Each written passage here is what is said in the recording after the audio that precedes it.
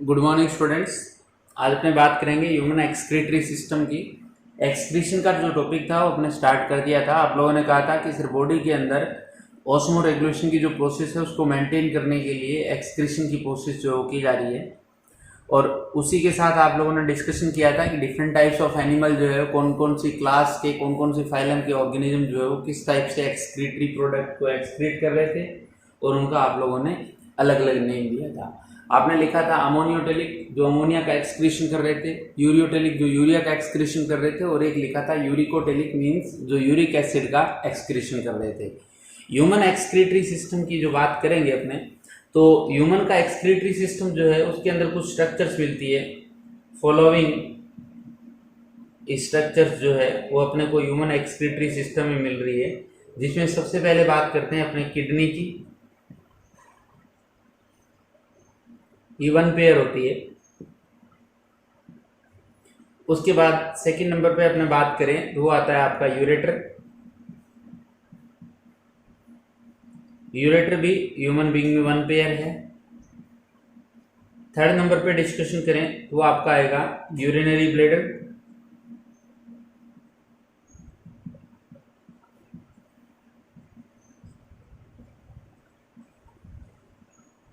ये वन है।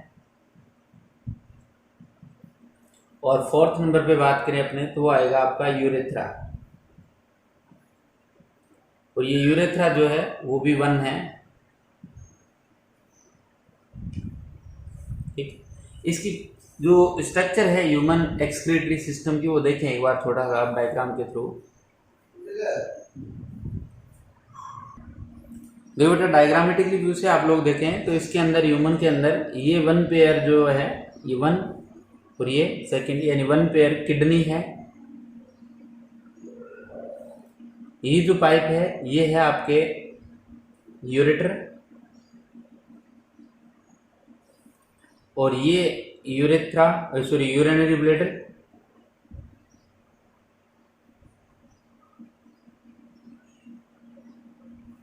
इसके अलावा बात करें तो ये है यूरेथ्रा।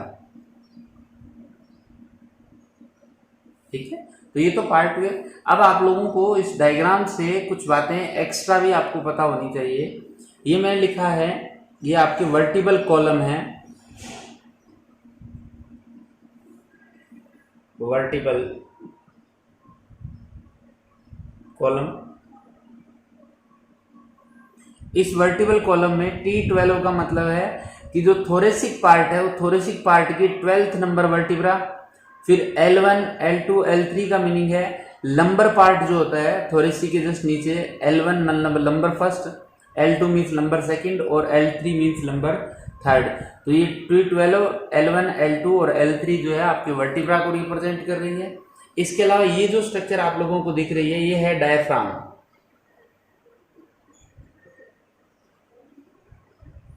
और ये डायफ्राम आप लोगों ने स्टडी किया था डाइजेस्टिव सिस्टम के अंदर ही, रेस्पिरेशन में भी इसका रोल था कहीं ना कहीं। अब ये जो स्ट्रक्चर थी डायफ्राम के नीचे वाली ये की पूरी जो स्ट्रक्चर है इसी को आप बोलते हैं एब्डोमेन कैविटी। ठीक है, तो आपकी जो एक्सक्रीटरी सिस्टम है वो एब्डोमेन कैविटी में प्रेजेंट होता है।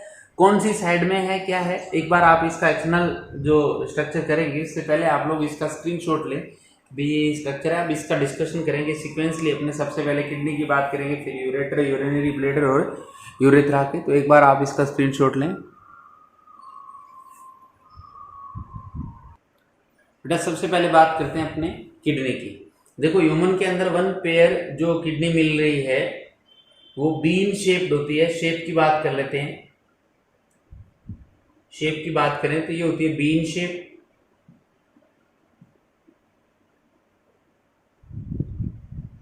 बीन का जो शीड है उसकी शेप में होती है, और जनरली रेड ब्राउन कलर की, रेड ब्राउन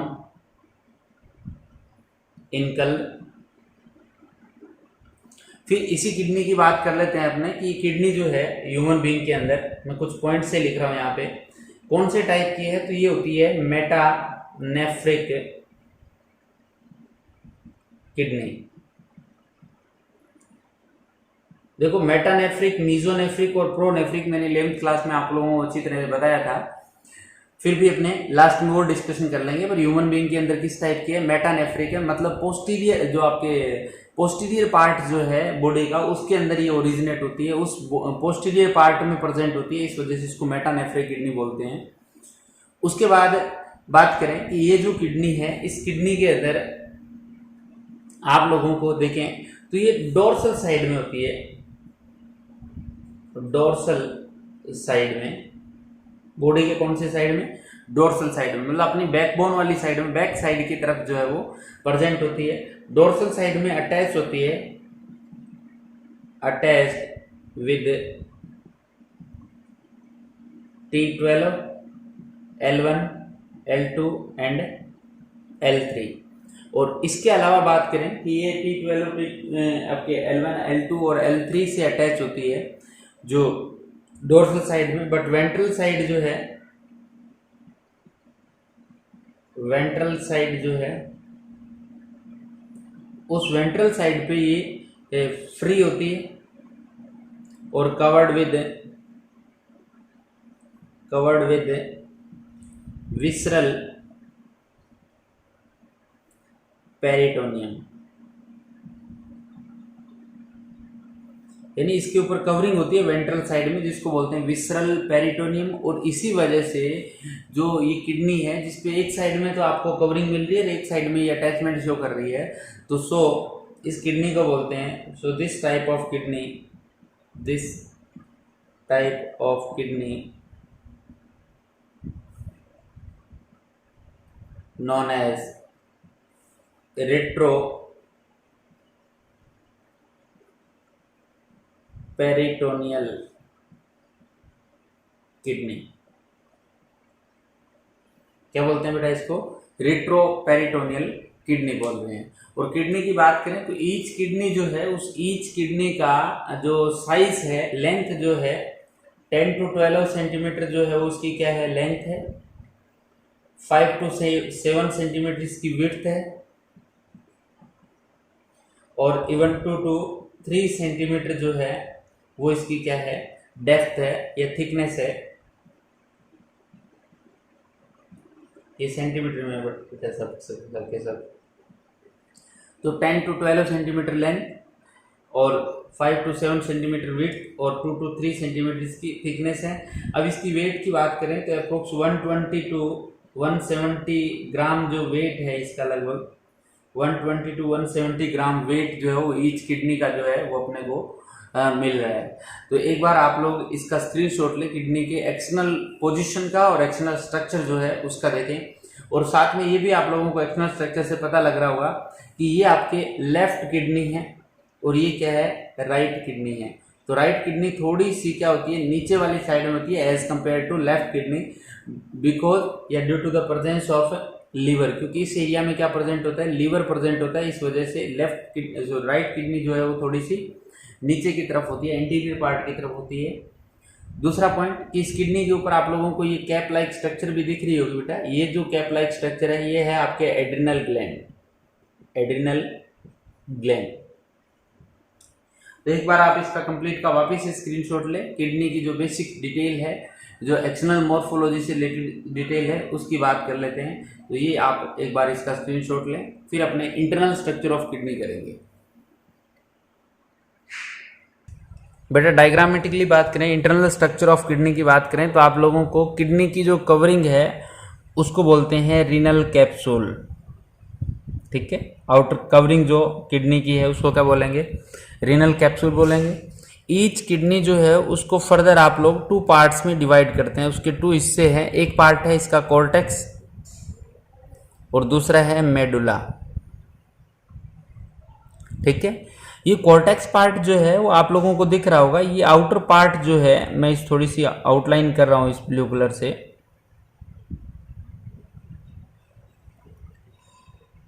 इस ब्लू लाइन के आउटसाइड का जो पार्ट है, इस आउटसाइडर पार्ट को ही आप लोग नेम देते हैं कॉर्टेक्स। यानी ये जो एरिया है ये किसका है बेटा, ये कॉर्टेक्स का है। और इस कॉर्टेक्स पार्ट में आप लोगों को ग्रेनुलर टाइप ऑफ स्ट्रक्चर मिलती है। दीज ग्रेन्यूल्स जैसे इसको ग्रेन्यूल्स लिख दिया मैंने, ग्रेन्यूल्स बना दिए। इनको बोलते हैं मेलपिजियन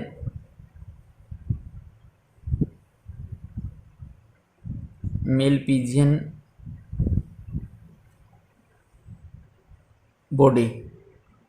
और इसके दो हिस्से होते हैं मेलपिजियन बॉडी के, एक तो होता है ग्लोमेरुलस और दूसरा होता है वोमेन्स कैप्सूल। तो कुल मिला के बात करें आप लोग कि जो कॉर्टेक्स रीजन है, उस कॉर्टेक्स रीजन के अंदर आप लोगों को मेलपिजियन बॉडी जो है वो मिलने वाली है। अब आप इस डायग्राम को थोड़ा सा ध्यान से देखेंगे तो आपको ऐसा लग रहा होगा कि सर इस कॉर्टेक्स रीजन के अंदर कॉर्टेक्स पार्ट जो है, इस कॉर्टेक्स पार्ट में जो लाइट कलर वाला हिस्सा है, ये लाइट कलर वाला पार्ट इस टाइप से अंदर की तरफ एम्बेडेड है। देखो यहाँ से अंदर की तरफ है, यहाँ से भी अंदर की तरफ इनसाइड एम्बेडेड है, यहाँ भी इनसाइड एम्बेडेड है। ये जो इनसाइड एम्बेडेड पार्ट है इनको बोलते हैं रीनल कॉलम्स ऑफ बर्टिनी। क्या बोलते हैं इनको? रीनल कॉलम्स ऑफ बर्टिनी इनको नेम देते हैं। यानी part of cortex which embedded into medulla is known as renal columns of Bertini. और जो अभी मैंने आपको आउटलाइन, ये जो आउटलाइन बताई थी, इसके इनसाइड वाला पार्ट सारा का सारा कौन सा है बेटा? मेडुला पार्ट है। इस मेडुला में ये आप लोगों को ट्रायंगुलर शेप या पिरामिड लाइक स्ट्रक्चर जो है वो आप लोगों को दिख रही होगी। ये जो स्ट्रक्चर मैं इसको आउटलाइन कर रहा हूँ, ये स्ट्रक्चर पिरामिड लाइक स्ट्रक्चर, ये आप लोगों को खूब सारी ऐसी स्ट्रक्चर दिख रही होगी। इनको बोलते हैं मेडुलरी पिरामिड्स। क्या बोलते हैं? इनको बोलते हैं मेडुलरी पिरामिड्स। देखो यहाँ लिखा हुआ है इसने मेडुलरी पिरामिड्स। आपने कहा कि सर कॉर्टेक्स का कुछ पार्ट जो है इस मेडुला में एम्बेडेड है, मेडुलरी पिरामिड्स के बीच बीच में एम्बेडेड है। इन्हीं एम्बेडेड पार्ट को आप लोग बोल रहे हैं रीनल कॉलम्स ऑफ बर्टिनी, इनको नेम दे रहे हैं। अब देखें ये जो मेडुला पार्ट है, इस मेडुला पार्ट पे आप लोगों को कुछ स्मॉल ओपनिंग दिख रही होगी। इन स्मॉल ओपनिंग्स को, जैसे ये पार्ट आप लोगों को इस मेडुला का मैं बता रहा हूँ, ये जो लाइन है ये ओपनिंग हो रही है, इसी टाइप से ये मेडुला यहाँ ओपन हो रहा है। इन स्ट्रक्चर्स को बोलते हैं माइनर कैलिक्स। क्या बोलते हैं इनको? इनको बोलते हैं माइनर कैलिक्स। ये देखो, ये माइनर कैलिक्स, ये माइनर कैलिक्स, ये माइनर कैलिक्स, ये माइनर कैलिक्स, और सारे के सारे ये इसमें ओपन हो गए। इसको बोलते हैं मेजर कैलिक्स। क्या बोलते हैं इनको? Major calyx. और ये मेजर कैलिक्स, और इधर भी देखें, ये जो डॉट लगा रहा हूँ ये माइनर कैलिक्स है, और ये बड़ा डॉट जो है वो मेजर कैलिक्स का है। ये मेजर कैलिक्स, ये मेजर कैलिक्स, और ये दोनों किस में ओपन हो रहे हैं? ये ओपन हो रहे हैं रीनल पेपिला के अंदर। ये कौन सी स्ट्रक्चर है बेटा? ये है आपके रीनल पेपिला। और रीनल पेपिला जो फर्दर ओपन होती है वो किसके अंदर होती है? यूरेटर के अंदर ओपन होती है। तो कहने का मीनिंग हुआ कि मेडुला पार्ट जो है उसके अंदर पिरामिड्स मिलेंगे, और इन पिरामिड्स की नंबर जो है 10 to 12 होती है। ये पिरामिड जो है, each pyramid opens into a small cavity which is known as minor calyx. 2 or 3 minor calyx joints with each other and form major calyx, and major calyx further opens into renal pelvis, और renal pelvis बोल दें, renal papilla बोल दें, और this renal papilla further opens into ureter। ठीक है, तो ureter के अंदर इस टाइप से ओपन हो रही है। इसके अलावा इसकी स्ट्रक्चर में आप लोगों को ये जो ग्रूव लाइक स्ट्रक्चर दिख रही होगी, ये गड्ढा सा दिख रहा होगा पूरा का पूरा। ये कैविटी जो यानी किडनी जो है एक टाइप से इस टाइप से आपको दिख रही होगी कि ये अंदर की तरफ एम्बेडेड पार्ट है। ये एम्बेडेड पार्ट, ये जो स्ट्रक्चर है ये बनाती है आपके कॉनकेव, और ये जो आउटर है ये कॉन्वेक्स है। तो कॉनकेव और कॉन्वेक्स स्ट्रक्चर है। कॉनकेव स्ट्रक्चर जो है, इसका ये जो गड्ढा है इसको बोलते हैं हाइलम। क्या बोलते हैं? हाइलम बोलते हैं इसको। क्या बोलेंगे इसको? इस पार्ट को, इसको बोलेंगे हाइलम। इस हाइलम पार्ट से आप लोगों को दिख रहा होगा, एक तो रीनल आर्टरी एंटर कर रही है, इसके अलावा रीनल वेन जो है वो ब्लड वापस लेके जाने का काम करेगी। देखो रीनल आर्टरी जो है, रीनल आर्टरी में ब्लड जो है वो ऑक्सीजनेटेड बट इम्प्योर है। मतलब इसके अंदर आप लोगों को जो अमोनिया है वो, यूरिया जो है वो मिलने वाली है। और रीनल वेन जो है इसके अंदर ब्लड जो है वो डीऑक्सीजनेटेड होगा, क्योंकि अंदर ऑक्सीजन तो ले ली इसने, डीऑक्सीजनेटेड होगा, बट क्या होगा, प्योर होगा, मतलब इसके अंदर यूरिया की अमाउंट जो है वो कम होगी। तो कुल मिला के किडनी की बात करें तो किडनी में 2 पार्ट्स अपने को जनरली मिलने वाले हैं। एक आपको आउटर पार्ट जो है वो कैलिक्स कॉर्टेक्स पार्ट, और इनर पार्ट जो है वो मेडुला मिलेगा। Cortex part is embedded into the medullary pyramids which is known as columns of Bertini. इस कॉर्टेक्स पार्ट में आप लोगों को मेल पिगियन बॉडी मिलेगी। मेल पिगियन बॉडी जो है उस मेल पिगियन बॉडी के अंदर ग्लोमेरुलस और वोमेन्स कैप्सूल जो है अपने को मिलने वाले हैं, वो अपने अभी करेंगे बात इसकी। जबकि मेडुला पार्ट जो है उसके अंदर हेनलेज लूप वगैरह ये जो स्ट्रक्चर है वो अपने को मिलने वाली है। इसके अलावा मेडुला पार्ट में डिफरेंट टाइप्स ऑफ पिरामिड्स होते हैं, और पिरामिड जो है वो फर्दर ओपन होते हैं माइनर कैलिक्स में, माइनर कैलिक्स फर्दर ओपन होगा मेजर कैलिक्स में, मेजर कैलिक्स रीनल पेल्विस के अंदर, रीनल पेल्विस फर्दर जो है वो यूरेटर के अंदर ओपन होगी। तो एक बार आप इस डायग्राम का स्क्रीनशॉट लें लॉन्गिट्यूडनल सेक्शन का। देखो बेटा, इंटरनली स्ट्रक्चर की बात आप लोगों ने, इंटरनल स्ट्रक्चर की बात करने के बाद अपने देखेंगे कि इस इंटरनल स्ट्रक्चर में आप लोगों को एक बात और दिख रही है, वो है structural and functional unit of kidney. देखो, structural function unit of kidney की बात करें तो ये आपके आती है नेफ्रॉन। कौन आएगा बेटा? स्ट्रक्चरल फंक्शनल यूनिट की बात करें तो आपका आएगा नेफ्रॉन, या फिर आप लोग नेफ्रिक डक्ट भी इसको बोल सकते हैं। तो ये जो नेफ्रॉन है, इस नेफ्रॉन की बात करें तो नेफ्रॉन की नंबर जो है, number of nephron in each kidney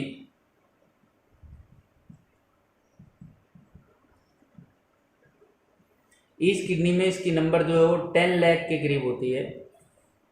10 lakh nephron जो है वो एक किडनी के अंदर अपने को जनरली मिल रहे हैं। और ये जो नेफ्रॉन है वो ही क्या है, इस किडनी की स्ट्रक्चरल एंड फंक्शनल यूनिट है। नेफ्रॉन की बात करें तो नेफ्रॉन जो है इसको आप ब्रॉडली 2 पार्ट्स में डिवाइड कर सकते हैं। फर्स्ट पार्ट आप लोग डिस्कशन कर सकते हैं, वो है आपका ग्लोमेरुलस पार्ट, या यूं मान लें कि मोमेंस कैप्सूल पार्ट, बोमांस कैप्सूल पार्ट। और वोमेन्स कैप्सूल पार्ट जो है ये आपका प्रेजेंट होता है इन मेल पिगियन बॉडी। और दूसरा पार्ट इसका डिस्कशन करें वो है आपका रीनल ट्यूब्यूल्स का। और ये रीनल ट्यूब्यूल जो है, इस रीनल ट्यूब्यूल को फर्दर आप लोग अलग अलग हिस्सों में डिवाइड कर सकते हैं। एक हिस्सा इसका आता है PCT का, proximal convoluted tubule, proximal convoluted tubule. दूसरा हिस्सा इसका आता है लूप ऑफ हेनले या हेनलेस लूप। थर्ड पार्ट जो इसका आएगा, थर्ड हिस्सा जो आएगा वो आपका आएगा DCT यानी distal convoluted tubule, distal convoluted tubule. और फोर्थ पार्ट जो है वो इसका आएगा कलेक्टिंग डक्ट का, कलेक्टिंग डक्ट। तो ये आपको नेफ्रॉन के कुछ हिस्से जो है वो अपने को मिलने वाले हैं कलेक्टिंग डक्ट का। और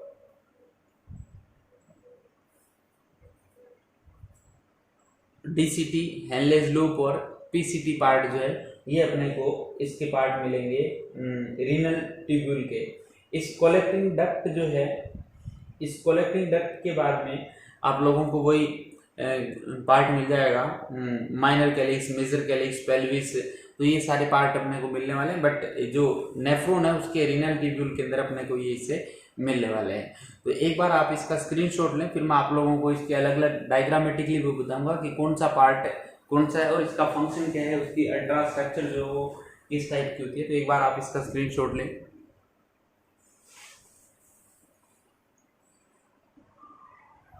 देखिए बच्चे, नेफ्रॉन की जो स्ट्रक्चर है उस नेफ्रॉन की स्ट्रक्चर को आप कुछ इस टाइप से आप लोगों को जनरली डायग्राम जो मिलता है। इसमें ये जो फर्स्ट पार्ट है, ये पार्ट जो है कंप्लीट, इस पार्ट को आप बोल रहे हैं Malpighian body. Mail pigeon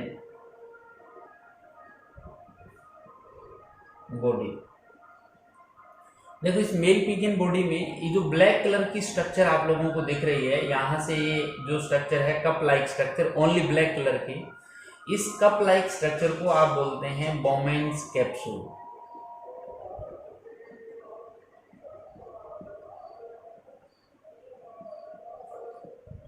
ठीक है।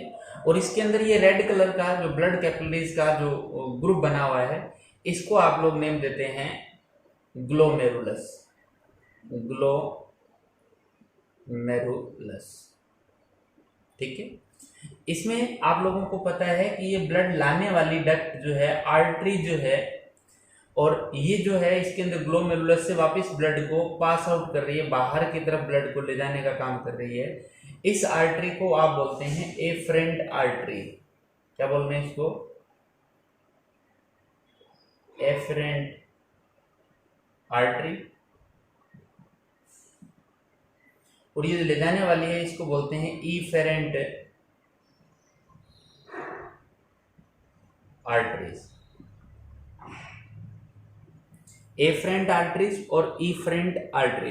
ये जो एफरेंट और ईफरेंट में आप लोगों को कुछ आइडिया लग रहा होगा कि सर एफरेंट का डायमीटर जो है वो थोड़ा ज़्यादा है एज कंपेयर टू ईफरेंट। आपको पता है कि ब्लड लाने वाली पाइप थिक होगी, मोटी होगी, मतलब उसका जो ल्यूमेन है बड़ा होगा, जिसके अंदर ब्लड ज़्यादा आएगा, बट ले जाने वाली पाइप जो है वो कम डायमीटर की, लेस डायमीटर की होगी। तो ऐसी सिचुएशन में इस एरिया में क्या होगा बेटा, प्रेशर क्रिएट होगा, और उसी प्रेशर की वजह से जो ब्लड है उसका फिल्ट्रेशन होता है। मतलब जो यूरिया है जो लीवर में बनी थी, वो ये लीवर से ब्लड जो लेके आ रही है, यूरिया को लेके आ रही है ब्लड वेसल, वो यहाँ फिल्टर होने का काम करेगा। मतलब फिल्ट्रेशन के लिए जो इफेक्टिव प्रेशर चाहिए, वो प्रेशर इन एफरेंट और ईफरेंट के डायमीटर में जो डिफरेंस है उसकी वजह से ही प्रेशर क्रिएट होगा। इस पार्ट में, ये जो पार्ट आप लोगों को कॉर्टेक्स रीजन में मिल रहा है, आप लोगों, मैंने कहा था कि मेल पिजियन बॉडी कहाँ मिलेगी, कॉर्टेक्स रीजन ऑफ किडनी में मिलेगी। इस कॉर्टेक्स रीजन के अंदर आप लोगों ने कहा कि इस मेल पिजियन बॉडी में एक तो वोमेन्स कैप्सूल है, और सेकंड पार्ट कौन सा हुआ, ये आपका ग्लोमेरुलस हुआ। एक तो ये ले लेते हैं और सेकंड नंबर ले लेते हैं ग्लोमेरुलस का। ग्लोमेरुलस जो है वो आप बोलोगे कि सर ये जो ग्लोमेरुलस है वो ब्लड कैपिलरीज का ग्रुप है। मैं आगे डिस्कशन करूंगा इसके अलग अलग पार्ट का। एक डायग्रामेटिकली आप देखें, एक रेड लाइन दिख रही है आप लोगों को इस पे, ये अपर पार्ट जो है वो कॉर्टेक्स को है रिप्रेजेंट कर रहा है, और लोअर पार्ट जो है वो मेडुला को रिप्रेजेंट कर रहा है। ठीक है। तो इस कॉर्टेक्स पार्ट में एक हिस्सा हुआ आप लोगों का मेल पिजियन बॉडी का, और इसके बाद की जो सारी की सारी ट्यूब्यूल है, डक्ट जो है उसको बोलते हैं रीनल डक्ट। इस रीनल डक्ट में ये जो ब्लैक कलर की इस मेल पिजियन वोमेन्स कैप्सूल से निकलते ही जो पार्ट आ रहा है, इस डक्ट को आप बोलते हैं पीसीटी। क्या बोलते हैं? पीसीटी, यानी कि प्रोक्सिमल कॉन्वोलेटेड ट्यूब्यूल। पीसीटी या प्रोक्सिमल कॉन्वोलेटेड ट्यूब्यूल। ये प्रोक्सिमल कॉन्वोलेटेड ट्यूब्यूल फर्दर आगे ओपन हो रही है, बट फर्दर पार्ट जो मेडुला पार्ट में एंटर कर गया। इस पार्ट को ही बोलते हैं लूप ऑफ हेनले। देखो लूप ऑफ हेनले में ये जो फिल्ट्रेट होगा वो नीचे की तरफ जाएगा इस साइड में, तो इस हिस्से को आप बोलते हैं descending limb of loop of Henle. Descending limb of loop of Henle's. Loop of Henle का डिसेंडिंग लिम्ब है, और इसकी बात करें तो ये आ जाएगा लूप ऑफ हेनले का ascending limb. Ascending limb of loop of Henle.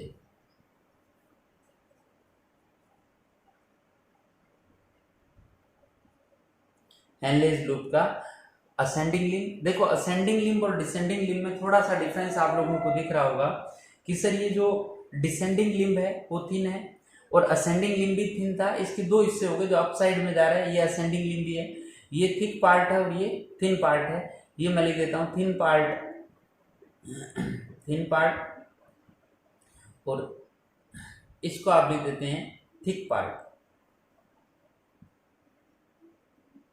Thick part. Thick part और थिन पार्ट ये दोनों पार्ट किसके हैं? ये है बेटा लूप ऑफ या असेंडिंग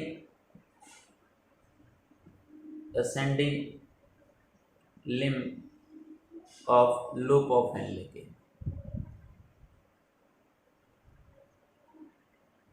हेनले के लूप के ये असेंडिंग पार्ट के दो हिस्से हो गए, थिक एंड थिन पार्ट। इसके अलावा ये जो थिन पार्ट है वापिस कोर्टेक्स में जा रहा है, थिक पार्ट, इस पार्ट को आप बोलते हैं DCT, DCT यानी डिस्टल कॉन्वोल्यूटेड ट्यूब्यूल, ठीक है, DCT बोल दिया। उसके बाद में ये जो स्ट्रक्चर्स है इनको बोलते हैं कलेक्टिंग ट्यूब्यूल। क्या बोलते हैं इनको? इनको बोलते हैं collecting tubules, collecting tubules. In collecting tubules के जुड़ने से जो स्ट्रक्चर बनती है उसको बोलते हैं कलेक्टिंग डक्ट। ये जो स्ट्रक्चर है इसको क्या बोला आप लोगों ने?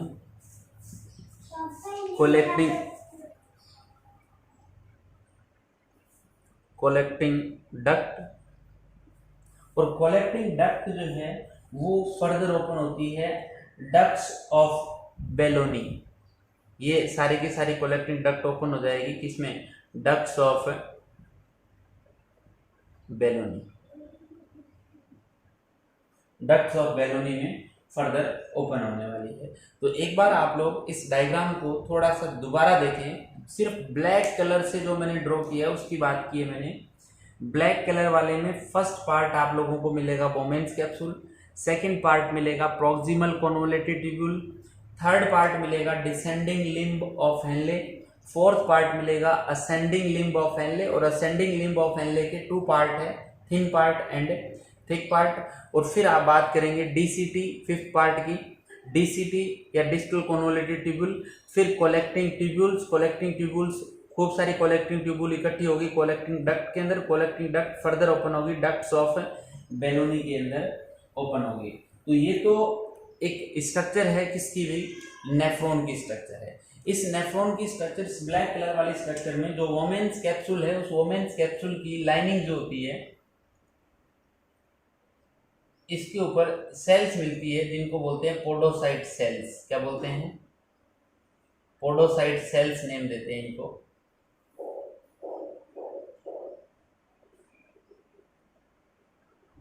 मैं ये लिखता हूँ इसको।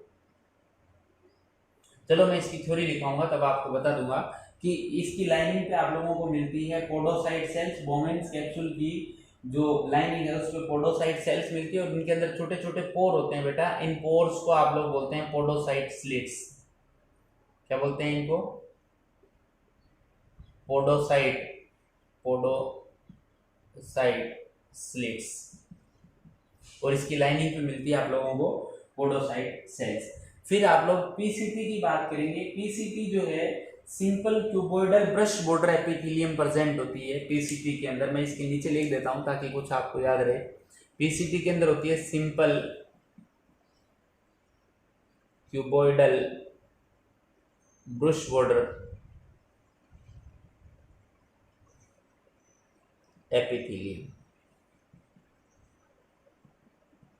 देखो एनिमल टिश्यू भी आप लोगों का साथ साथ मैं दोबारा से बता रहा हूं आप लोगों को।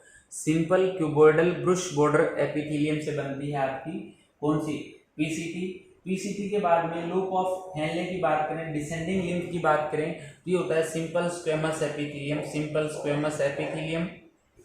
और DCT की बात करें, DCT क्या, ये असेंडिंग लिम्ब ऑफ हेनले की बात करें तो असेंडिंग में थिन पार्ट जो है वो तो होता है आपका, असेंडिंग में थिन पार्ट जो है वो तो होता है SSE यानी सिंपल स्क्वेमस एपिथेलियम का, और जो आपका थिक पार्ट है वो क्यूबॉइडल एपिथेलियम का है। इसके अंदर आपको क्या मिलेगी, क्यूबॉइडल एपिथेलियम मिलने वाली है। ठीक है, तो थिक पार्ट में क्यूबॉइडल एपिथेलियम और थिन पार्ट के अंदर आप लोगों को सिंपल स्क्वेमस एपिथेलियम मिलेगी। DCT जो है, DCT की बात करें तो इसमें भी आप लोगों को क्यूबॉइडल एपिथेलियम मिलेगी, क्यूबॉइडल एपिथेलियम। ठीक है, और इसके अलावा कोलेक्टिंग डक्ट की बात कर लेते हैं। कोलेक्टिंग डक्ट के अंदर भी क्यूबॉइडल एपिथेलियम है, यानी बाकी सब के अंदर क्यूबॉइडल एपिथेलियम ही अपने को मिलने वाली है। कोलेक्टिंग डक्ट के अंदर भी क्या मिलेगी, क्यूबॉइडल एपिथेलियम। तो ये आपके जो नेफ्रॉन है, किडनी की स्ट्रक्चरल एंड फंक्शनल यूनिट जो है उसकी स्ट्रक्चर। दूसरे नंबर पे आप लोग थोड़ा सा देखें कि ये जो रेड कलर से मैंने जो स्ट्रक्चर ड्रॉ की है, ये रेड कलर वाली स्ट्रक्चर नेफ्रॉन से सेपरेट नहीं है, इसके साथ ही होती है। ये सिर्फ और सिर्फ ब्लड वेसल्स को रिप्रेजेंट कर रहे हैं। देखो एफरेंट आर्ट्रियोल यानी इस नेफ्रॉन के अंदर ब्लड लाने वाली जो आर्ट्रियोल्स होगी जिसको बोलते हैं एफरेंट आर्ट्रियोल। ये एफरेंट आर्ट्रियोल जो है वो फर्दर कैपिलरीज में डिवाइड हो जाएगी, और ये जो कैपिलरीज में डिवाइड होती है उससे एक स्ट्रक्चर बनती है जिसको बोलते हैं ग्लोमेरुलस। इसके अंदर 50 कैपिलरी जो है अपने को मिलती है, लगभग 50 कैपिलरीज का ग्रुप होता है, उसको बोलते हैं आप ग्लोमेरुलस। और ग्लोमेरुलस के अंदर आपको जो पोर मिलेंगे, क्योंकि कैपिलरी की लाइनिंग जो है वो थिन होती है, इस वजह से उनके ऊपर जो पोर मिलते हैं जिनको बोलते हैं अल्ट्रा पोर। क्या बोलते हैं इनको,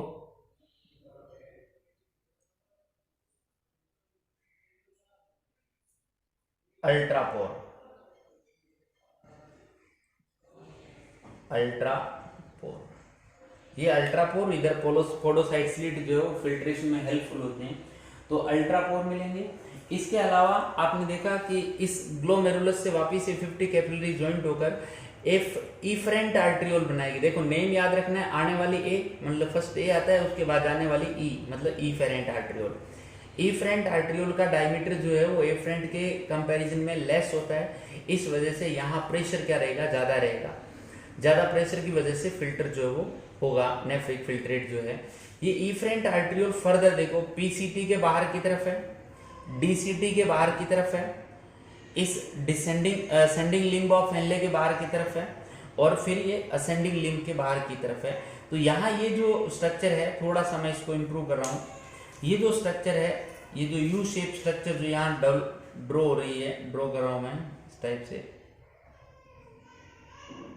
इस यू शेप स्ट्रक्चर को आप लोग नेम देते हैं वासा रेक्टा। इसको क्या बोलते हैं बेटा, इसको बोलते हैं वासा रेक्टा। ठीक है, और ये वासा रेक्टा यानी आप कहेंगे सीधा सा कि सर जो नेफ्रॉन है उस नेफ्रॉन के ईच पार्ट पे वासा रेक्टा जो है, इवन इस कोलेक्टिंग डक्ट के पास में भी ये वासा रेक्टा जो है, मैं इधर भी इसको बढ़ा देता हूँ, ये इस टाइप से भी इधर से भी ब्लड जो है उसको सप्लाई करेगी। सप्लाई क्या करेगी, एक्चुअल में ये यहाँ भी नेटवर्क बना लेगी कैपिलरीज का। मैं छोटे छोटे इस टाइप से डिब्बे बना देता हूँ ताकि फर्दर पार्टीशन इसका हो जाए। ये नेटवर्क बना लेगी इसके ऊपर और इस जो लूप ऑफ हेनले है इसके ऊपर, और यहाँ से रीएब्जॉर्प्शन का जो वर्क है, रीएब्जॉर्प्शन का काम जो है वो होने वाला है। या इस नेफ्रिक फिल्ट्रेट में कोई गुड मटेरियल जो है बॉडी के लिए एसेंशियल मटेरियल है जो कलेक्ट हो गया, उस मटेरियल को यहाँ से वापस किस में डाल दिया जाएगा, ब्लड में डाल दिया जाएगा। तो रेड कलर वाला जितना भी पार्ट है वो ब्लड कैपिलरीज का है। ब्लड कैपिलरीज के अंदर एफरेंट और इफरेंट को मोस्टली याद रखना है। इसके अलावा वासा रेक्टा पार्ट जो है उस वासा रेक्टा पार्ट को याद रखना है।